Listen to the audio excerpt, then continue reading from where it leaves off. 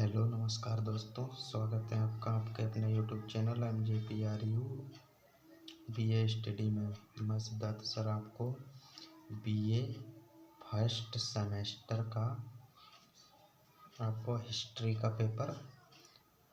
का model paper आप लोगों को पढ़ाऊंगा। ये प्रतिभा का है। इसके आज मैं आपको बहुविकल्पीय प्रश्न पढ़ाऊंगा। इसके बाद आपको इसके लेक्चर दिए जाएंगे। तो देखिए, आप लोगों को दिखा देता हूँ। ये गागर में सागर, ये प्रतिभा का है। तो इसमें देखिए, अति लघुत्तरीय प्रश्न है खंड सा के इकाई 1। तो इसमें पहला प्रश्न है बहुविकल्पीय अति लघुत्तरीय एवं बहुविकल्पीय प्रश्न का पहला है, भारतीय इतिहास के स्रोतों के अभाव के उद्घोषक दो विद्वानों के नाम लिखे। तो पहला नंबर है फ्लिट तथा लावेल। नंबर 2 है जैन धर्म के प्रमुख ग्रंथ का नाम लिखिए। तो उत्तर नंबर है हेमचंद्र कृत परिशिष्ट पर्वन। जैन धर्म का प्रमुख ग्रंथ है, यह महावीर द्वारा लिखा गया है। प्रश्न 3 है वेद की संख्या कितनी है। तो उत्तर है वेद की संख्या 4 है। तो जैसे आपको मालूम होगा, ऋग्वेद, यजुर्वेद, सामवेद और अथर्ववेद, ये 4 वेद होते हैं। प्रश्न 4 है ऋग्वेद में कितने सूक्त और मंडल हैं। तो उत्तर है ऋग्वेद में 1028 सूक्त और 10 मंडल हैं। प्रश्न 5 है दो आरण्यक ग्रंथों के नाम लिखिए। तो उत्तर है पहला मैत्रायणी आरण्यक तथा दूसरा है तात्वकार आरण्यक। प्रश्न 6 है उपनिषद क्या है। तो उत्तर है उपनिषद ग्रंथ भारतीय दर्शन के सर्व प्रमुख ग्रंथ हैं। इनमें ज्ञान, चिंतन एवं मनन की प्रधानता है। उपनिषदों की संख्या लगभग 100 है। ठीक है। प्रश्न 7 है सबसे प्राचीन वेद कौन सा है। तो सबसे प्राचीन वेद ऋग्वेद है। प्रश्न 8 है रामायण के रचयिता कौन है। तो उत्तर है रामायण के रचयिता महाकवि वाल्मीकि जी हैं। प्रश्न 9 है महाकाव्यों की संख्या कितनी है। तो उत्तर है महाकाव्यों की संख्या 2 है। प्रश्न 10 है पिटकों की संख्या क्या है। तो उत्तर है पिटकों की संख्या प्रश्न 10 है पिटकों की भाषा क्या है। तो उत्तर है पिटकों की भाषा पाली है। प्रश्न 11 है आर्य शब्द का शाब्दिक अर्थ है। उत्तर है श्रेष्ठ या कुलीन। प्रश्न 12 है ऋग्वेद में सबसे प्रतापी देवता कहा गया इंद्र को। ठीक है, सबसे प्रतापी देवता इंद्र को कहा गया। प्रश्न 13 है आर्यों की सबसे प्रमुख नदी थी। उत्तर है सरस्वती, जो अब नदी विलुप्त हो गई है। सरस्वती नदी आर्यों की सर्वश्रेष्ठ नदी थी, ठीक, यानी प्रमुख नदी थी। और सरस्वती को नदीत्मा कहते हैं, यानी कि नदियों की माता। प्रश्न 14 है भारतीय आर्यों का सबसे प्राचीन ग्रंथ है। उत्तर है ऋग्वेद। प्रश्न 15 है ऋग्वेद काल में राजा का पद था। उत्तर है वंशानुगत, यानी ऋग्वेद काल में जो राजा था उसी के वंश के जो उसके घर में होते थे वही रहते थे, जैसे पुत्र हो गया, तो ये वगैरह रहते थे। आर्य साहित्य की भाषा थी। तो उत्तर है संस्कृत।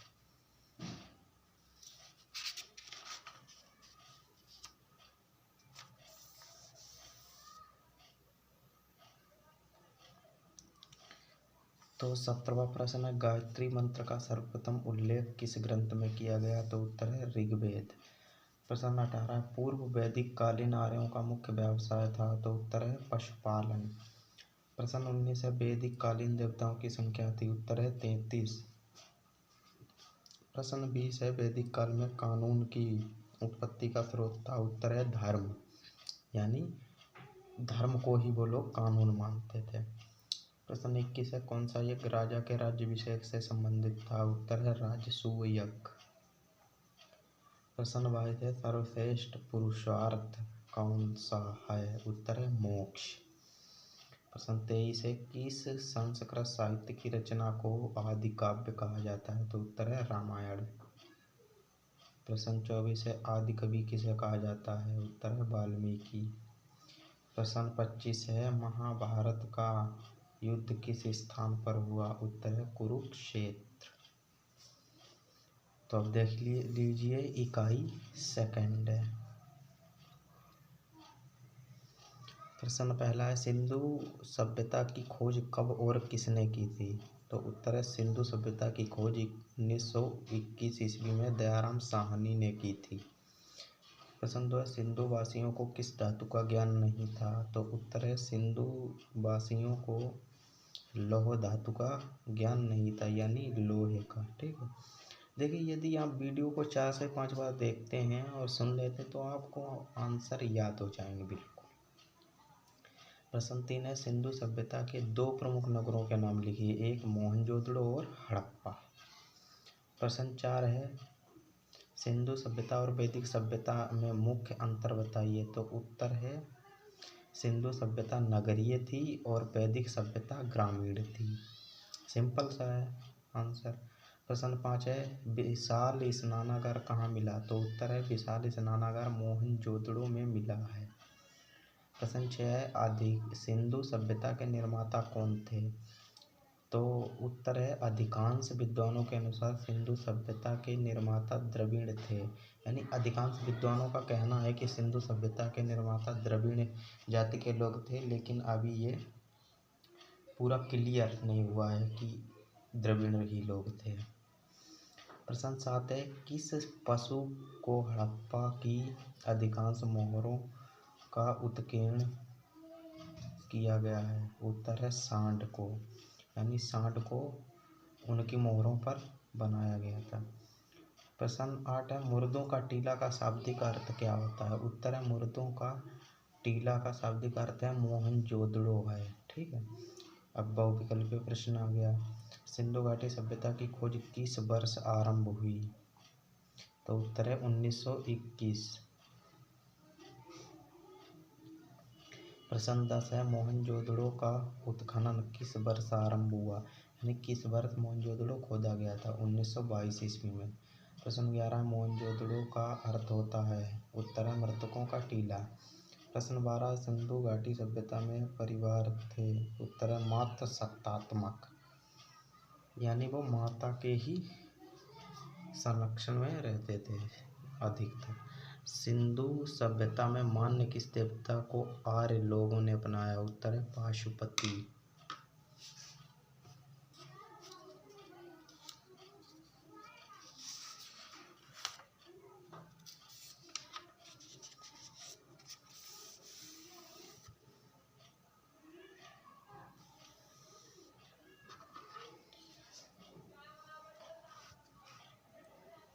प्रश्न नंबर 14 है सिंधु सभ्यता का विशाल स्नानागार कहाँ प्राप्त हुआ? तो उत्तर है मोहनजोदड़ो। प्रश्न 15 है सिंधु सभ्यता से संबंधित नृत्य करती हुई स्त्री की मूर्ति बनी है? उत्तर है कांस्य की, यानी नृत्य करती हुई मूर्ति किसकी बनी है? कांस्य की। प्रश्न 16 है लिंग पूजा का आरंभ हुआ? उत्तर है हड़प्पा काल में। प्रश्न 17 है मिस्र में पाई जाने वाली मम्मी, यानी एक मूर्ति थी उसी को मम्मी कहते थे, का प्रतिरूप सिंधु घाटी सभ्यता के किस स्थल पर पाया गया? उत्तर है लोथल। लोथल जो गुजरात में बंदरगाह है वहीं पाया गया। प्रश्न 18 है उत्तर वैदिक काल में गणतंत्र को कहा जाता था? उत्तर है जन। अब इकाई थर्ड देखिए। प्रश्न 1 है चंद्रगुप्त मौर्य गद्दी पर कब बैठा? तो उत्तर है चंद्रगुप्त मौर्य गद्दी पर 322 ईसा पूर्व में बैठा था। प्रश्न 2 है अशोक ने कलिंग विजय कब की थी? तो उत्तर है अशोक ने कलिंग विजय 273 ईसा पूर्व में की थी।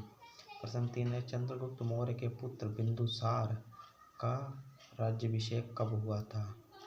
तो उत्तर है चंद्रगुप्त मौर्य के पुत्र बिंदुसार का राज्याभिषेक 298 ईसा पूर्व में हुआ था।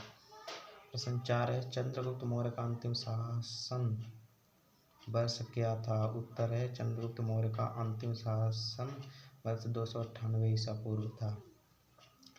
देखिए ऐसा था चंद्रगुप्त मौर्य का अंतिम शासन वर्ष क्या था कि इन्होंने शासन 298 ईसा पूर्व में छोड़कर और बिंदुसार को राजा बनाकर ये जंगल में चले गए थे और इन्होंने अपनी तपस्या करते हुए अपने प्राण दे दिए थे। तो प्रश्न 5 है बिंदुसार की मृत्यु कब हुई थी? उत्तर है बिंदुसार की मृत्यु 273 ईसा पूर्व में हुई थी।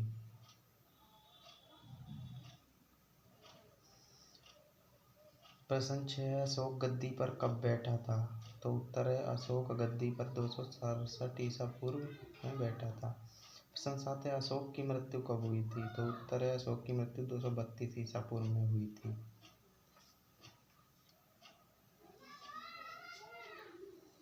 प्रश्न 8 है मौर्य वंश का प्रथम सम्राट कौन था? उत्तर है मौर्य वंश का प्रथम सम्राट चंद्रगुप्त था। प्रश्न 9 है चाणक्य कौन था? उत्तर है चाणक्य चंद्रगुप्त मौर्य का प्रधानमंत्री था। प्रश्न 10 है चाणक्य ने कौन सा प्रसिद्ध ग्रंथ किस भाषा में लिखा? उत्तर है चाणक्य ने अर्थशास्त्र नामक ग्रंथ की रचना संस्कृत भाषा में की थी। यानी यह अर्थशास्त्र है, इसकी रचना चाणक्य ने ही की थी। और आचार्य चाणक्य का एक नाम है विष्णुगुप्त। प्रश्न 11 है मौर्य वंश का विनाश किसने किया था? उत्तर है मौर्य वंश का विनाश पुष्यमित्र शुंग ने किया था, जो इनका बृहद्रथ था। चंद्रगुप्त मौर्य के वंश का इनका पोता कह लीजिए या परपोता वगैरह वही था, उसकी हत्या पुष्यमित्र शुंग ने की थी। उसका ये सेनापति था, तो सेनापति ने छल से उसकी हत्या कर दी थी। ठीक। प्रश्न 12 है चंद्रगुप्त ने किस राजा को परास्त कर मौर्य वंश की स्थापना की? उत्तर है घनानंद। प्रश्न 13 है चंद्रगुप्त मौर्य का प्रधानमंत्री कौन था? उत्तर है चाणक्य। प्रश्न 14 है सेल्यूकस ने भारत पर आक्रमण कब किया था? उत्तर है 305 ईसा पूर्व। प्रश्न 15 है इंडिका पुस्तक किसने लिखी थी? उत्तर है मेगस्थनीज ने। प्रश्न 16 है भाग और बलि क्या है? उत्तर है राजस्व के साधन। प्रश्न 17 है कौन सा मौर्य सम्राट जैन था? उत्तर है चंद्रगुप्त मौर्य। प्रश्न 18 है अशोक ने किस नए पद का सृजन किया था? उत्तर है धर्म महामात्र।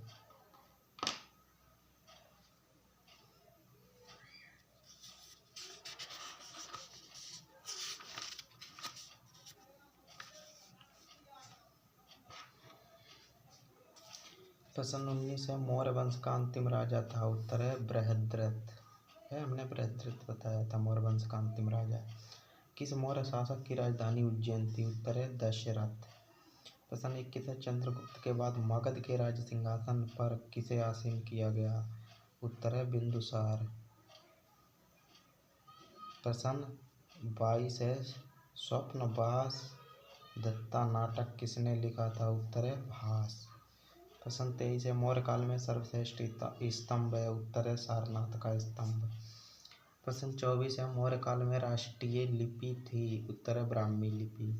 प्रश्न 25 है मौर्य वंश का अभ्युदय अंधकार से प्रकाश की ओर संकेत करता है, यह कथन किसका है? उत्तर है B.A. स्मिथ। प्रश्न 26 है मगध साम्राज्य में कौन सी नदी बहती है? उत्तर है यमुना नदी, यानी यमुना नदी मगध साम्राज्य में बहती थी। प्रश्न 27 है मौर्य राज्य का पहला ज्ञात राजवंश था? उत्तर है बृहद्रथ वंश।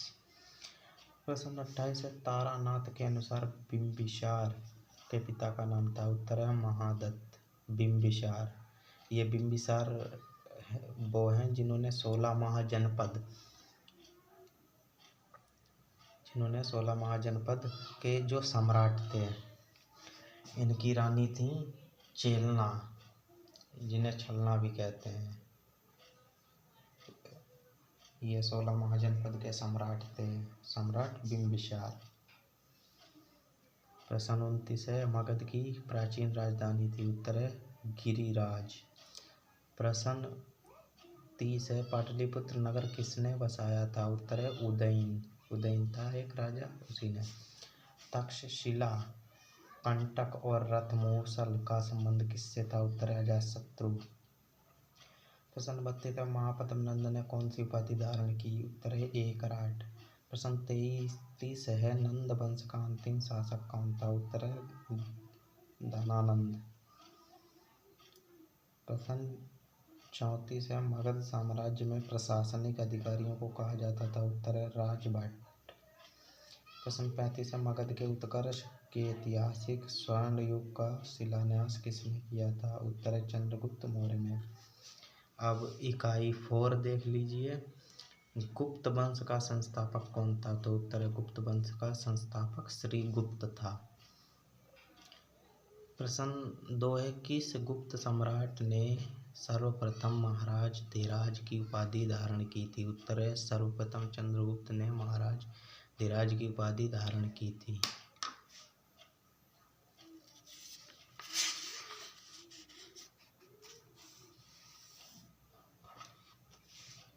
प्रश्न 3 है, गुप्त संवत का संस्थापक कौन सा सम्राट था? उत्तर है गुप्त संवत का संस्थापक 319 से 20 ईसा पूर्व चंद्रगुप्त प्रथम था।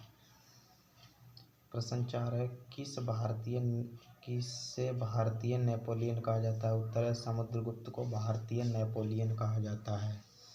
प्रश्न 5 है, समुद्रगुप्त का उत्तराधिकारी कौन था? उत्तर है समुद्रगुप्त का उत्तराधिकारी रामगुप्त था।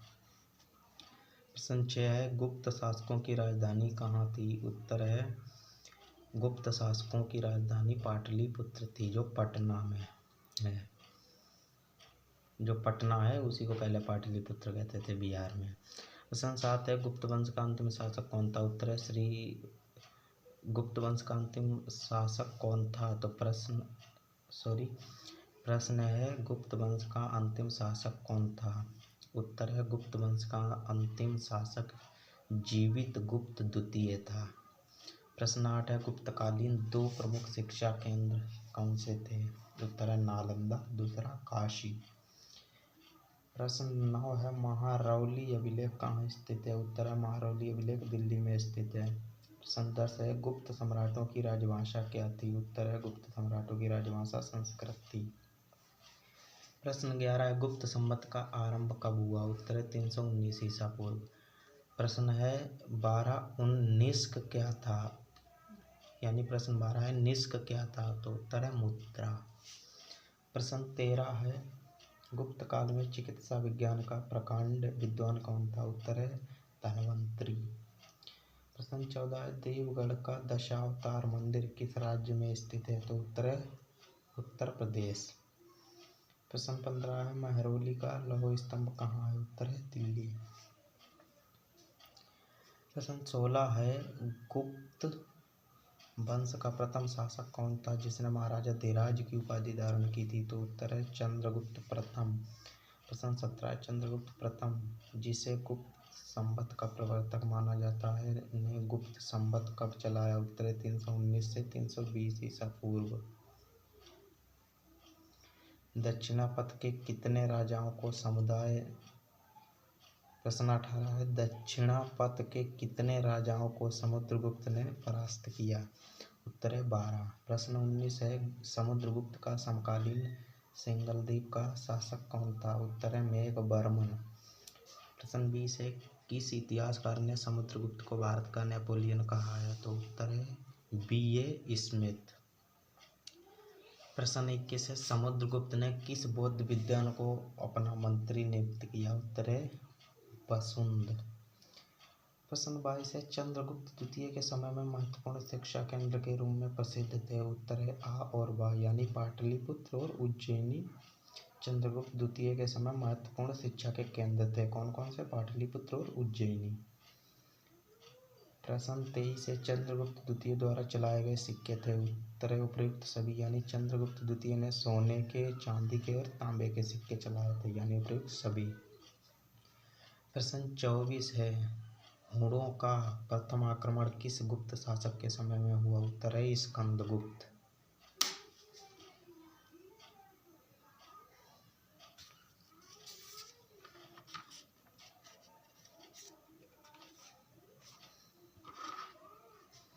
प्रश्न 25 है, हैनसांग किस गुप्त शासक को हूण नरेश मिहिर कुल को परास्त करने का श्रेय देता है? उत्तर है नरसिंह गुप्त बालादित्य।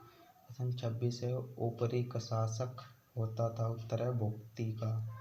प्रश्न 27 है, चीन से भारत आने वाले रेशम को कहा जाता था? उत्तर है चीनांशुक। प्रश्न 28 है, गुप्तकालीन स्वर्ण सिक्के कितने ग्रेन के होते थे? उत्तर है 144 ग्रेन के।